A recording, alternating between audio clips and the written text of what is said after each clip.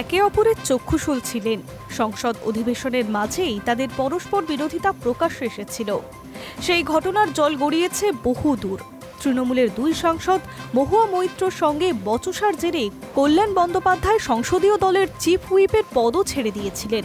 দ্বন্দ্ব মেটাতে খোদ দলনেত্রীকে আসরে নামতে হয়েছিল। তবে সেসব তিক্ততা এবার অতীত। রবিবার বিয়েবাড়িতে শাসক দলের দুই হেভিওয়েটের সাংসদের পুনর্মিলন দেখা গেল।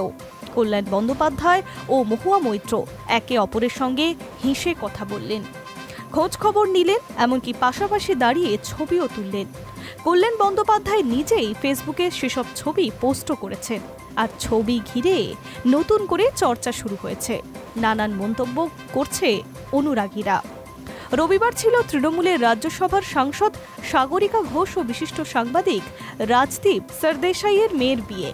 সেই অনুষ্ঠানে আমন্ত্রিত ছিলেন দলের সদস্যরা। নবদম্পতিকে আশীর্বাদ করতে বাড়িতে যান তৃণমূল বর্ষীয়ান সাংসদরা। ছিলেন কল্যাণ বন্দ্যোপাধ্যায়, সৌগত রায়, মহুয়া মৈত্ররা। বিয়ে বাড়িতেই কল্যাণ ও মহুয়াকে দেখা গেল একদম পাশাপাশি। ফ্যাশনে বরাবরই নজর কাড়লেন মহুয়া। ওই দিনের বিয়ে বাড়িতে ঘন নীল জমকালো শাড়ি, শাল আর হালকা মেকআপে তাকে দারুণ লাগছিল। তবে সকলের মাঝে শ্রীরামপুরের বর্ষীয়ান সাংসদের সঙ্গে কৃষ্ণনগরের সাংসদের হাসি কথার বিনিময় বেশ চোখে পড়ল। একে অপরের পাশে দাঁড়িয়ে হাসি মুখে ছবিও তুললেন।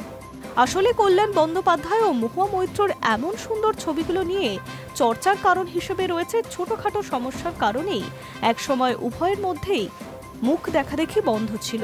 কল্যাণ বন্দ্যোপাধ্যায়কে নারী বিদ্বেষী, হতাশাগ্রস্ত বলতে পিছপাও হননি কৃষ্ণনগরের সাংসদ। পাল্টা মহুয়ার মুখ দেখলে দিন খারাপ যায়, এমন মন্তব্য শোনা গিয়েছিল শ্রীরামপুরের সাংসদের গলায়।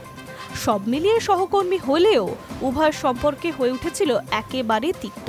কিন্তু সেসব ভুলেই নিজেদের মধ্যেই যে ফের সখ্য করে তুললেন, সেটাই স্পষ্ট করল সাগরিকা ঘোষের মেয়ের বিয়ে ঘিরে।